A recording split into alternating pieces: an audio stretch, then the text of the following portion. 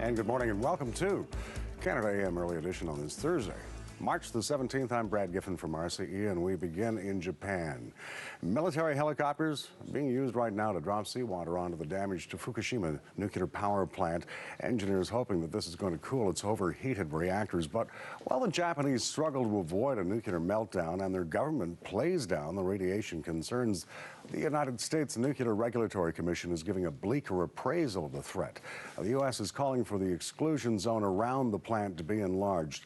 Following all the developments is CTV's Tom Walters in Osaka, Japan. Tom, is there any way to explain the disparity in the risk assessments?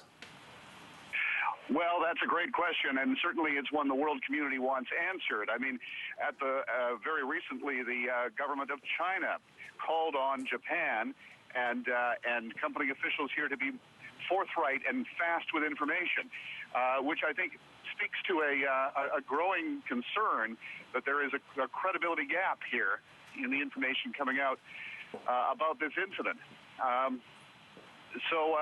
Yeah, there is definitely there's definitely some rising alarm that we're not hearing everything. Mm-hmm.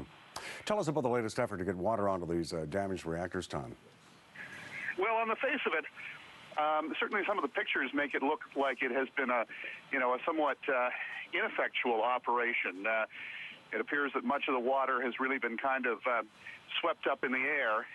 It is a kind of Hail Mary pass to get water into that cooling pond in an effort to try and bring down the temperature there. But as you, of course, have mentioned, the U.S. Nuclear Regulatory Commission believes that that there is a serious leak of radiation, and it was radiation exposure that prompted very, very short flights by those military helicopters in an effort to drop the water. Yeah, Hail Mary pass. That was a good description, because we're showing viewers a moment ago, Tom, video of those military helicopters attempting to drop water from, it looks like a great height onto those. And still so many questions. I mean, when the French industry minister comes out and says, we can't trust what they say. Well, and when the PM says to the atomic people down there, what's going on? He's not getting all the information. However, the Japanese are saying that they think that they're close to restoring electricity at that plant. And if that's the case, then presumably they would have that steady water supply, which they need to cool down. They can get the cooling systems going. But again, for everybody that says one thing, there's two more that'll say exactly another. That's true. So look at this. Tokyo's train stations, their airports, all packed with tens of thousands of people scrambling to escape the crisis in Japan. Meanwhile, military choppers, water cannons, and fire trucks are now pouring water on the crippled nuclear plant in a desperate effort to cool it down. And in the face of Japan's nuclear threat, an incident at a plant in Ontario now has Canadians on edge. From CTV News, this is Canada AM with Beverly Thompson and Seamus O'Regan. Good morning. Canada's nuclear officials are trying to reassure people after a leak at the Pickering nuclear power plant east of Toronto. Thousands of liters of demineralized water leaked into Lake Ontario Monday night. We'll ask a nuclear expert if the leak is dangerous and if it poses any risk to people or the environment. As nuclear workers in Japan scramble to contain the crisis at the Fukushima power plant, officials in Canada are busy trying to calm nuclear fears here at home. There was an incident Monday night at the Pickering nuclear power plant east of Toronto.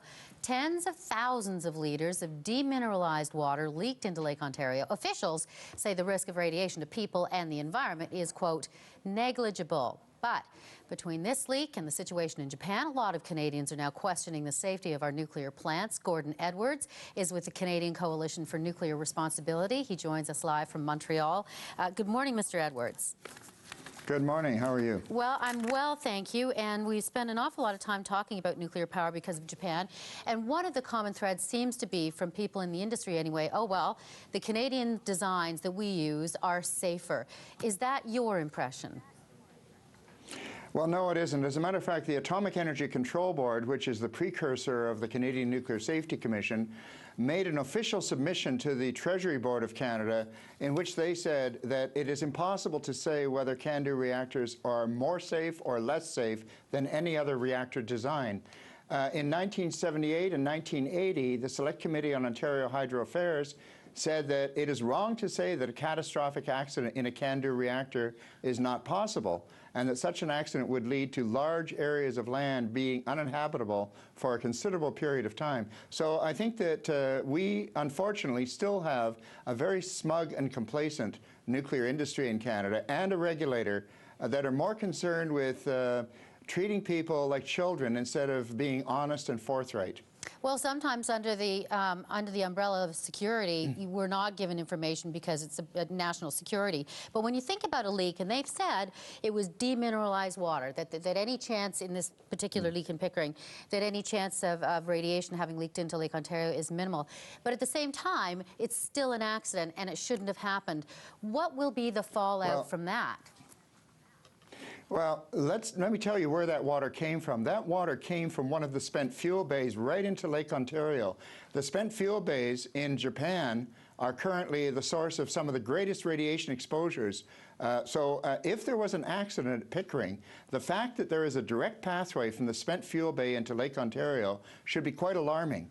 In this case, there may have been minimal amounts of radioactivity, but that's just by luck. If the irradiated fuel in the spent fuel was damaged, then you would have huge amounts of radioactivity available to go directly into Lake Ontario. Our organization has been warning the Canadian Nuclear Safety Commission for many years now, since the 9/11 accident, about the vulnerability of Canada's spent fuel bays, which are also not under containment, just like the Japanese fuel bays. So I think that people should be concerned about this. One of our recommendations at this point in time would be to require the operators of nuclear reactors to have real-time online totals of how much radioactive material they are giving off into the atmosphere and into the water on a day-by-day basis, so that people can log in, ordinary citizens can log in and see what's going on. And that should be done on a cumulative basis, so you can see how it accumulates over the period of a year, and for that matter, how it has accumulated over the period of the last 10 years.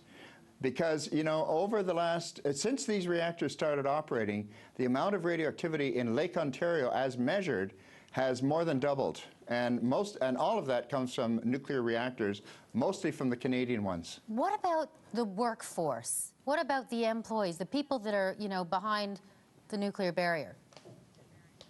Well, generally speaking, the workers are not exposed to high levels of radiation except under unusual circumstances. However, when they were refurbishing the Pickering reactors some years ago, there were workers who inadvertently tracked home radioactive contamination to their homes, and subsequently their bed sheets and furniture had to be confiscated and buried as radioactive waste.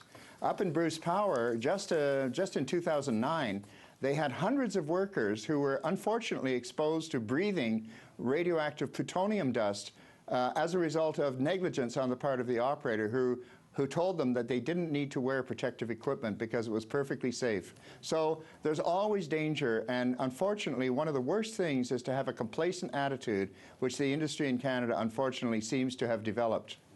Wow. Okay, Mr. Edwards, once again, thank you for your time. My pleasure.